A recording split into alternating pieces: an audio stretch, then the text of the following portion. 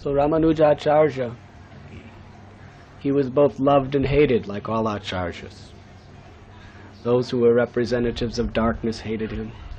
They were threatened by him. But those who were innocent, who were receptive to the truth, their hearts were utterly surrendered with love at his lotus feet. So he preached very, very far and wide the teachings of Vishishtadvaita philosophy. Vishishtadvaita philosophy essentially explains that the Supreme Personality of Godhead, Narayana, has an eternal form, has an eternal abode, and is ever immersed in loving pastimes with his devotees.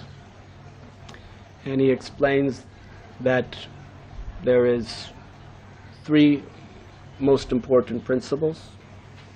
There is Chit, which is the spirit soul, the individual Jivatma. And then there is Sat, which is the material existence. He explained there is the individual Jivatma, there is the material in nature, material existence, and then there is Ishvara, or God, or Narayana, who is the source of everything. And he refuted Shankar's explanation, who said that the Jivatma and material nature are all an illusion. The only truth is Ishvara, the only truth is Brahman. But in his Sri Bhasya, he explained Janmadhyasya Gata, that everything is emanating from the absolute truth. That means the Jivatmas are emanating from the absolute truth, and therefore, and also material nature is emanating from the absolute truth, because everything emanates from the absolute truth. So how could anything emanating from the absolute truth be an illusion? We must understand they are the energies of the absolute truth, energies emanating from the absolute truth. They are not an illusion. And he compared that Krishna is like the soul, and that material energy, Mayic energy, and the Jivatma are like his body, that all have a relationship to the soul. And in this way he established the eternality of both material nature and the eternality of the Jivatma. And he explained in very, very deep philosophical terms the relationships between the three, and established this Vishishtadvaita, which means qualified oneness. Qualified in the sense that there is an eternal relationship between the Lord and his energies, which qualifies the oneness. Whereas Sripad Shankaracharya, he taught monism, which means simply that Brahma Satyam Jagan Mithya, everything is an illusion except Brahman, except the absolute truth. Unqualified oneness. So in this way, RamanujAcharya really established the philosophical principles of Vaishnavism very, very strongly. And what he did is he took the devotional sentiments of the alvars, of Yamunacharya, that they had such love and devotion to the Supreme Absolute Truth, Narayana, but he put it in terms of philosophy, which had not been done before in the Sri Sampradaya. He took these devotional sentiments and wrote them in terms of such a philosophy that was irrefutable and undefeatable. And especially with this philosophy, he extinguished the principles of monism established by Sri Shankaracharya.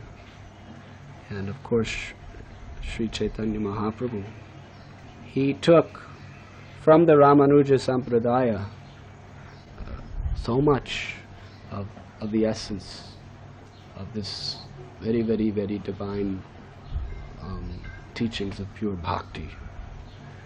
And of course, Madhavacharya, he also simply expanded on the teachings of RamanujAcharya. He in no way contradicted the teachings, but he expanded upon the teachings with the Dvaita philosophy. And Sri Chaitanya Mahaprabhu, he culminated complete comprehension of the absolute truth through his philosophy of acintya-bhedäbheda-tattva. This way we can understand how the Lord, through his empowered representatives, have staged the scene for Sri Chaitanya Mahaprabhu's appearance as the Yuga Avatar. First, to annihilate the misuse of the Vedas, he appeared as Lord Buddha. Then after Buddha established nonviolence, moral conduct, austerity, meditation, pure life, then the Lord was able to reestablish the Vedas. But in order to do so, he had to keep the same conclusion as the Buddhists. And in the form of Lord Shiva, who is an expansion of Lord Narayana himself, he came and appeared in order to reestablish the conclusions of the Vedas. And then he appeared in his form of RamanujAcharya, considered to be Lakshman incarnation. He came to establish the real essence of the Vedas, which was pure devotional service. You see, RamanujAcharya was very strict. He considered that the only valid evidence anywhere is in the Shastra, not from inference anywhere else, only the Shastra's authority. So in this way, he was able to keep right to the Shastra and establish Narayana as the supreme absolute truth. Through the Upanishads, through the Vedas, through all of them. Especially he dealt with the Upanishads, because he knew that the Upanishad and the Vedanta Sutra is really the only scriptures that the staunch Mayavadis accept as the highest truth. So RamanujAcharya did not deal so much with the Puranas. He did not make commentaries on Srimad Bhagavatam. Although he accepted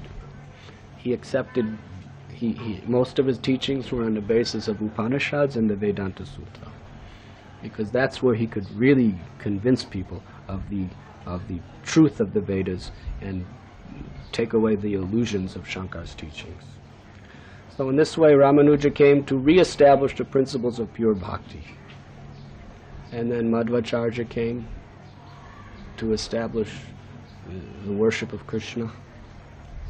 And then Sri Chaitanya Mahaprabhu came to just bring them all together and just the final, ultimate essence of all philosophy, acintya-bhedäbheda-tattva.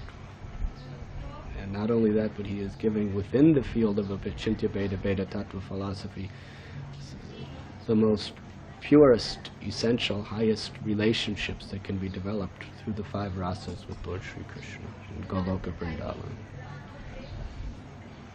So on these very holy days, the appearance days of such great acharyas, it is very auspicious to remember their lives, to nourish our minds by hearing their teachings, and also by praying at their lotus feet, because factually these great acharyas are also within our line, in the sense that Sri Chaitanya Mahaprabhu, who is Krishna himself, he imbibed the essence of all the 4 great Sampradayas. All the 4 great Sampradayas, in their purest, highest, most essential form, have all merged together in the teachings of Sri Chaitanya Mahaprabhu.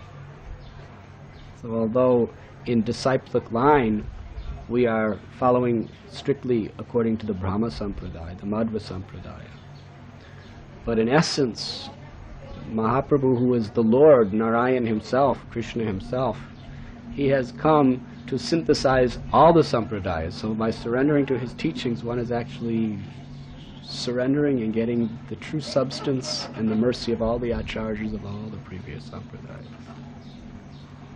of the 4 great lines coming from the Lord.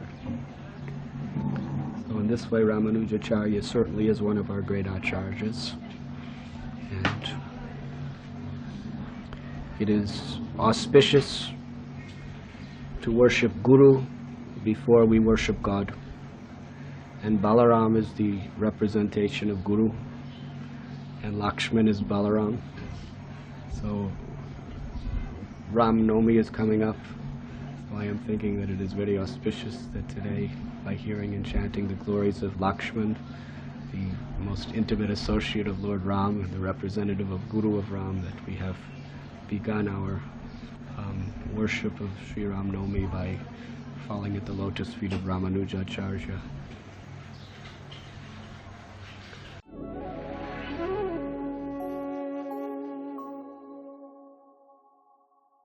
You were listening to Radhanath Swami on thesacredconnect.com.